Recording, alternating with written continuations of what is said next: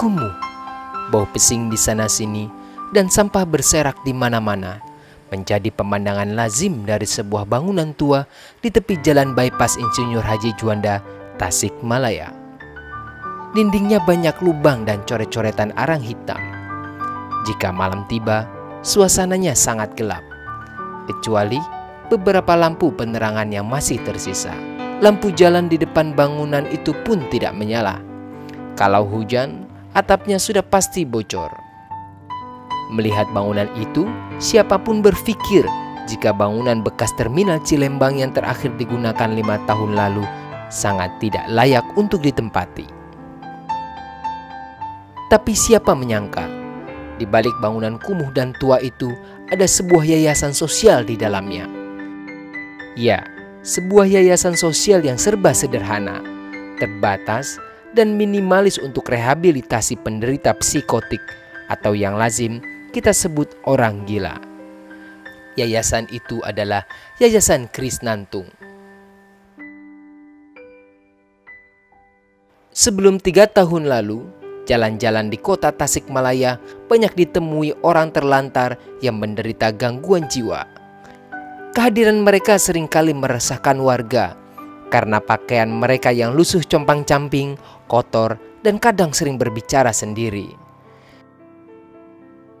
Namun sejak tahun 2008, jalan-jalan di Tasikmalaya jarang ditemui orang gila. Adalah Dadang Heriadi bersama 2 orang temannya, Taufik dan Ahmad Rofi, yang berperan di balik pembersihan jalanan dari orang-orang tidak waras. Merekalah pencetus sekaligus pendiri yayasan ini. Iya, sejarahnya saya sampai ngurusin orang-orang kelainan jiwa atau saudara-saudara kita yang dari jalan ini, mungkin saya dulu pernah melihat pasien waktu di Bandung, dia lagi makan di bak sampah, itu kelihatan ada belatung itu dimakan.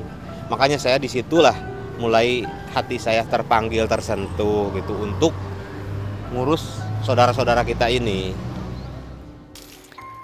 Mereka bukan pegawai pemerintah, mereka hanya warga biasa.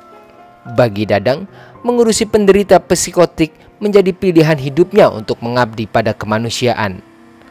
Hanya dengan bermodal sajuta, sabar, jujur, dan tawakal. Demi amal kemanusiaan mengurusi orang-orang ini, pria bersahaja ini harus menggadaikan 6 tahun profesinya sebagai karyawan outsourcing di PLN. Jadi saya ngambil, ya melihat, mencari gitu, kita keliling kota, mau kemana aja gitu, mengambil saudara-saudara kita yang sakit, yang kelainan jiwa di jalan, yang udah gimbal, yang udah telanjang bulat, kita bawa ke yayasan. Apalagi dari masyarakat, dari warga, ada yang telepon di sini, Pak, ada orang sakit lagi meresahkan, lagi merusak gitu kan. Langsung kita datang ke lokasi, kita bawa ke yayasan ke sini, kita bersihkan, kita istilahnya di terapi untuk menenangkan orang sakit ini, nanti masukin ke karantina gitu aja. Setiap hari, pengurus Krisnantung membina penderita psikotik tanpa segan, memberi makan, olahraga, musik, sampai pengajian. Entah mereka ini paham atau tidak ketika diberi kuliah pengajian. Bahkan para pengurus tidak segan memandikan para penderita psikotik ini setiap hari. Mereka diberi pakaian yang layak dan kamar-kamar mereka pun selalu dibersihkan. Selain Dadang, Rofi, dan Taufik, Ada 6 orang lagi yang membantu mengurus yayasan ini. Beberapa pengurus malah dahulunya adalah alumni yang juga menyantri di yayasan ini. Setelah kembali sadar, mereka lebih memilih mengabdikan diri untuk ikut membina daripada kembali ke keluarganya.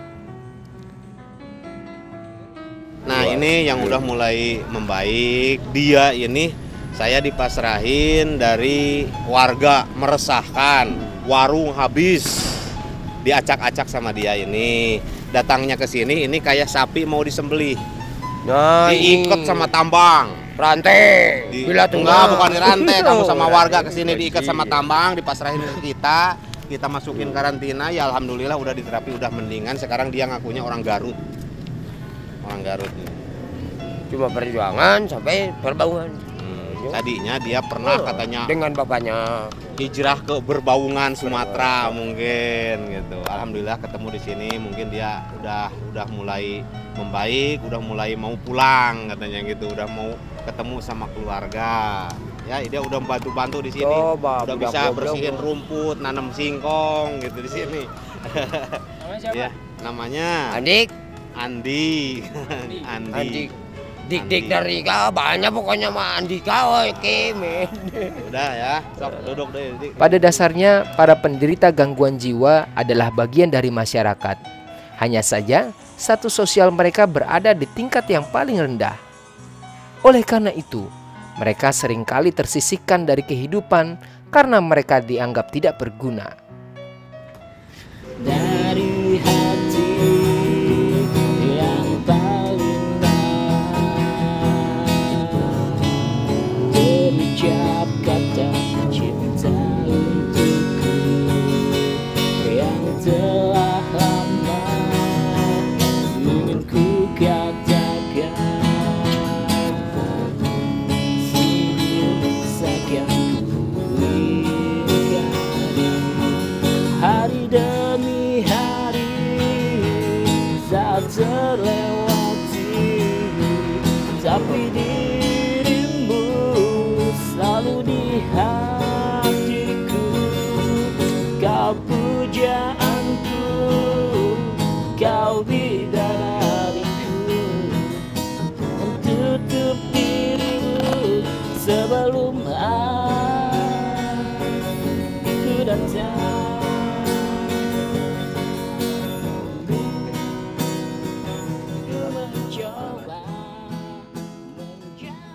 Alumni mungkin kita yang udah dipulangkan, yang udah sembuh total ada 100 lebih. Cuman kita global semuanya dari awal sampai sekarang mungkin ada 300 lebih lah, 300. Ada juga yang kabur, ada juga yang ya kabur lah, terutama itu yang paling itunya. Soalnya kita mungkin fasilitasnya tidak memadai.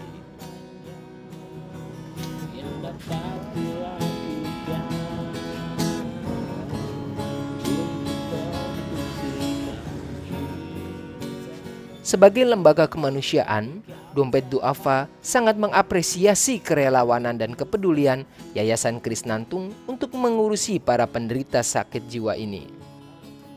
Apresiasi yang ditunjukkan adalah dengan memberikan subsidi biaya operasional 8 juta per bulan dan mendirikan bangunan yang lebih layak untuk pusat rehabilitas psikotik. Pusat rehabilitas ini senilai 500 juta rupiah yang nantinya akan dipinjamkan kepada Yayasan Krisnantung untuk pemberdayaan para psikotik. Namun demikian, usaha membantu para penderita penyakit jiwa ini tentu memerlukan kesediaan dan kerelawanan banyak pihak untuk bahu membantu. Tidak cukup Dompet Duafa, karena pada hakikatnya mereka adalah kelompok duafa yang perlu bantuan dan bimbingan agar kembali hidup normal dan menjalani aktivitas sebagaimana manusia lainnya. Assalamualaikum warahmatullahi wabarakatuh. Kami dari Dompet Duafa Australia ada sedikit bantuan lah buat kegiatan Bapak di sini, yayasan Bapak di sini. Sebagaimana awalnya kami dapat informasi dari Dede di Indonesia, di Jakarta gitu, bahwa ada suatu yayasan yang kerjanya ngumpulin orang gila, terus merehabilitasinya. Sedangkan saya lihat kayaknya belum ada gitu yang seperti itu gitu di negeri lain mungkin ya. Saya belum tahu ya. Cuma saya perhatikan belum ada gitu ya. Ada yayasan yang ngumpulin ini ngerjain orang gila dan merehabilitasinya gitu. Dan saya dapat informasi lagi banyak sekali hasil yang sudah didapat ya dalam hal rehabilitasinya ini, banyak kesembuhan juga gitu ya. Kita turut berapresiasi lah gitu dengan. Jadi ini ada sedikit bantuan dari para donatur yang bermukim di Australia.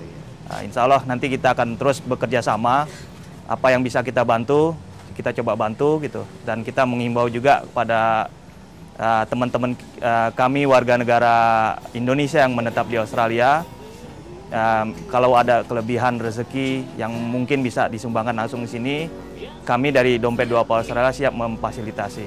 Dan yang saya dengar juga yayasan Bapak berencana untuk membangun suatu pusat rehabilitasi. Insya Allah nanti coba kita dukung secara finansial juga. Terima kasih. Salahkan diri yang mencintaimu.